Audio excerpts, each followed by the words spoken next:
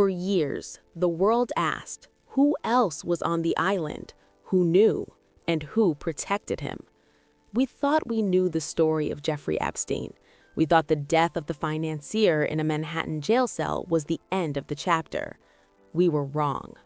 It is 2026, and the United States Department of Justice has just released the largest data dump in the history of this case. 3 million pages, thousands of videos, from Bill Gates to Donald Trump, from Prince Andrew to names you haven't even heard yet. The Epstein Files Transparency Act has blown the lid off the darkest secrets of the elite. But in a shocking twist, the release itself has become a disaster, exposing the very victims it was meant to protect. Welcome to FameFlash. Today, we are doing a complete deep dive. How did a college dropout become the confidant of presidents? How did he run a global trafficking ring in plain sight? And what is actually in the explosive new files released this week? This is the full, uncensored story of the Epstein files. To understand the files, we must first understand the man. Jeffrey Edward Epstein didn't start as a monster. He started as a math teacher at the Dalton School in Manhattan, but Epstein had a gift, not for teaching, but for manipulation. In the 1970s, he charmed the fathers of his students and landed a job at Bear Stearns on Wall Street. He didn't have a college degree, but he had something more dangerous: charisma. By the 1990s, he was a self-proclaimed billionaire. But here is the mystery that still haunts investigators today. Where did the money come from?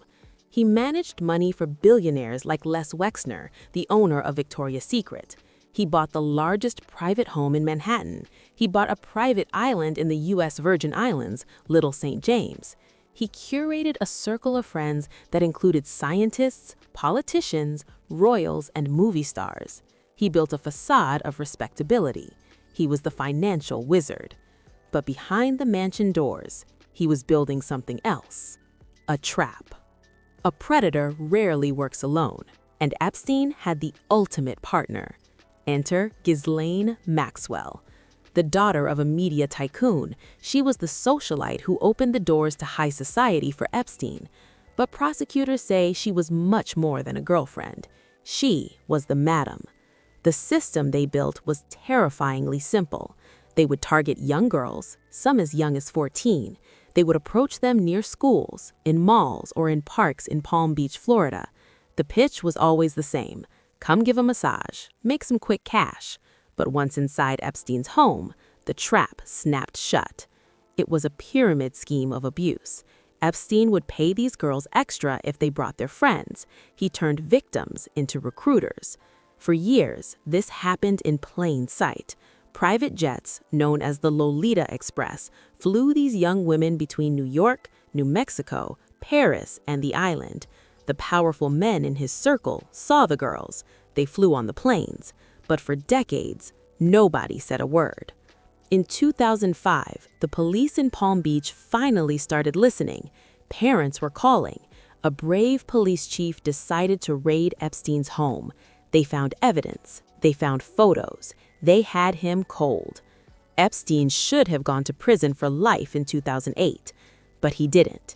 In one of the most shameful moments in the American justice system, federal prosecutors, led by then U.S. Attorney Alex Acosta, signed a secret non-prosecution agreement.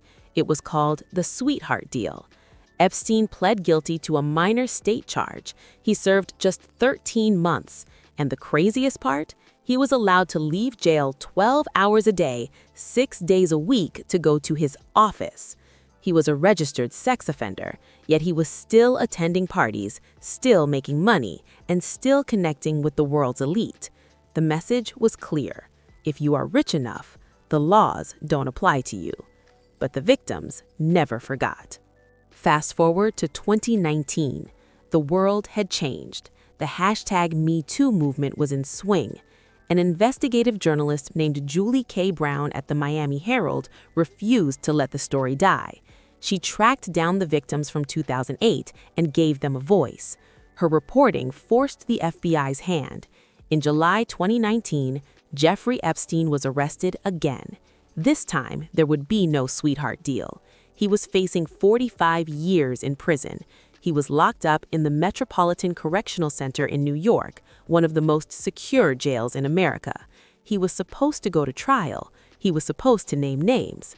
But on August 10, 2019, the cameras malfunctioned, the guards fell asleep, and Jeffrey Epstein was found dead in his cell. The official ruling was suicide, but to this day, millions believe he was silenced. His death left a vacuum. The secrets died with him.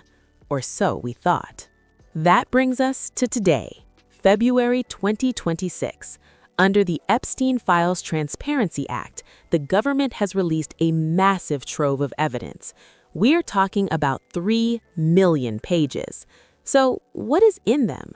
First, Bill Gates. The tech mogul is trending worldwide because the new files contain emails allegedly linking him to requests for meetings with Epstein involving Russian girls. While Gates has always maintained he only met Epstein for philanthropy, these documents are raising serious, uncomfortable questions about the nature of their relationship. Second, Donald Trump and Bill Clinton. Both former presidents appear thousands of times in the documents. While there are no new criminal charges against them, the files paint a picture of close social proximity. Flight logs, dinner meetings, and phone messages are all laid bare. Third, the DOJ disaster. Perhaps the most shocking part of this week's news isn't the predators, but the government's incompetence. In a horrific error, when the DOJ uploaded these files, they failed to redact the names and personal information of Epstein's victims. Social security numbers, full names, and even uncensored compromising photos of victims were leaked to the public. It is a privacy disaster of epic proportions, re-victimizing the women who have already suffered enough. The release of the 2026 Epstein files was supposed to bring closure. Instead, it has brought chaos. We now see the full scope of the machinery. It wasn't just one man. It was a network of enablers, lawyers, politicians, and friends who looked the other way. Jeffrey Epstein is dead. Ghislaine Maxwell is in prison. But the question remains, will the powerful man named in these 3 million pages ever face justice? Or will history repeat itself? This is a developing story, and as we go through these millions of pages, FameFlash will bring you every new update. What do you think about the new leaks, and do you believe the official story of Epstein's death? Let us know in the comments below.